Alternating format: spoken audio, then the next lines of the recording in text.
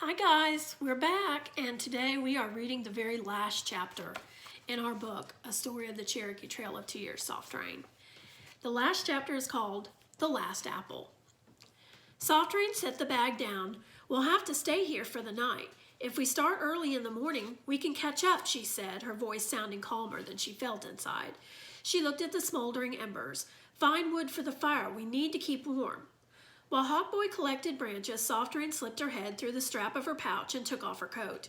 She put the girl's dress on over hers. Already she felt warmer. She felt for grandmother's doll in her pouch and put it in the dress pocket. For keeping things in, the girl had said. Hawk Boy brought an armful of wood. They laid each piece down carefully, blowing on the embers until the new wood caught fire. Then Soft Rain handed Thomas's coat to Hawk Boy. Wear this on top of yours. It's big enough, she said.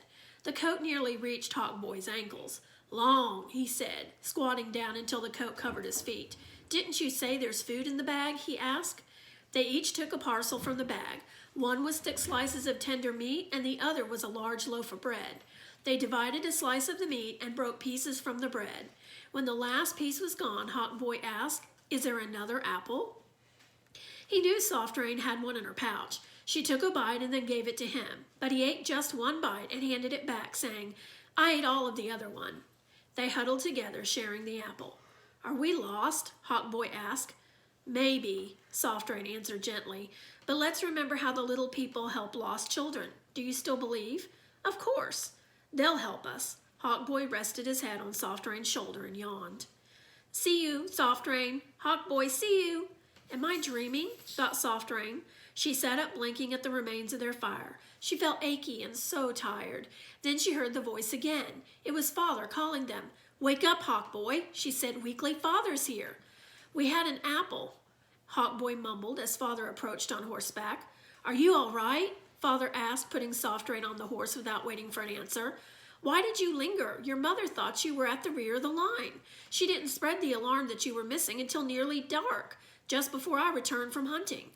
Father picked Hawk Boy up. "He's still asleep," he said.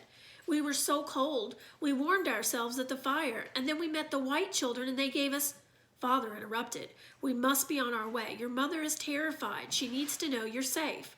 "The bag. Don't forget the bag," Soft Rain muttered, shivering. Soft Rain didn't remember the ride to camp. She remembered that Mother and Aunt Key hugged her, and she remembered hearing Hawk Boy talking to her, saying over and over, "Wake up, Soft Rain. I saved you an apple. Don't die. Wake up. Please wake up."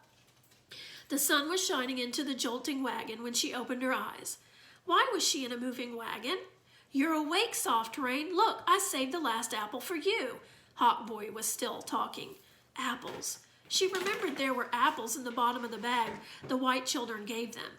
I have slept long into the day, she thought. The wagon lurched to a stop. Mother looked over the side.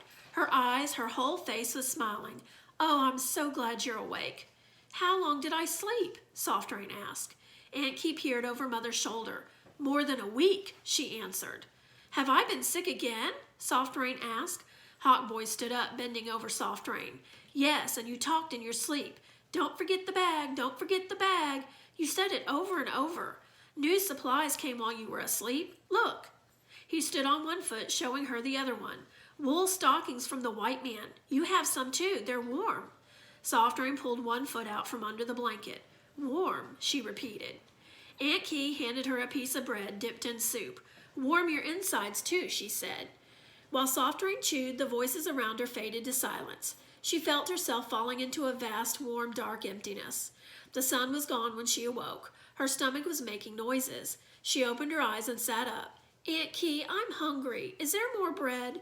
"That was yesterday," Hawk Boy giggled. "You've been asleep again." Just then, Father rode up. "Soft Rain, you're better. While you slept, we crossed the border of our new land. Tomorrow we reach the river where we will live. There's someone here who wants to see you."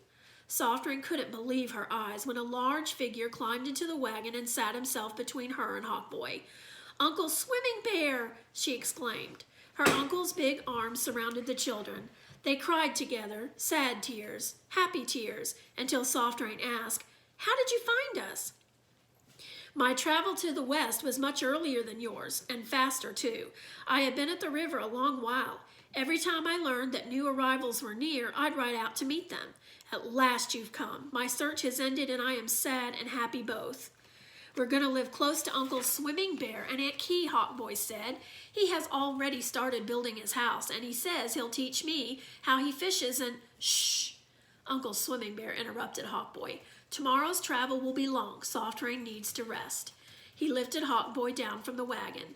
Then, before he also jumped out, Uncle Swimming Bear whispered, I found a puppy for you, Soft Rain. She's brown. Hawk Boy says you'll need this. He laid Pet's rope across Soft Rain's lap. Shivering with excitement, she touched the rope. Then she felt inside the pocket of the dress. Grandmother's doll was still there. Lying down, she pulled the blanket over her, but sleep didn't come. Instead, memories of the past year whirled around and around inside her head. Father said that tomorrow we will be home in the West. The journey has been hard. How long we've traveled, I cannot remember, but I will ask Aunt Keith, for I want to know. I want to tell the story about why we left our beautiful mountain home and how we traveled to the West. In this story, I will tell about Pet and Grandmother who were left behind, about Green Fern who died, about Old Roving Man who vanished, and about the soldiers and the doll. All began. When I was a girl, the soldiers came. We cried and cried, sad to leave our home and our loved ones. We traveled west across rivers, valleys, and mountains. The end. Well, they finally have found their way to the West, their new home. All right, our next story is going to be one of my favorites from when I was a kid, called Super Fudge. We will start that after spring break. So have a wonderful spring break. Love you guys.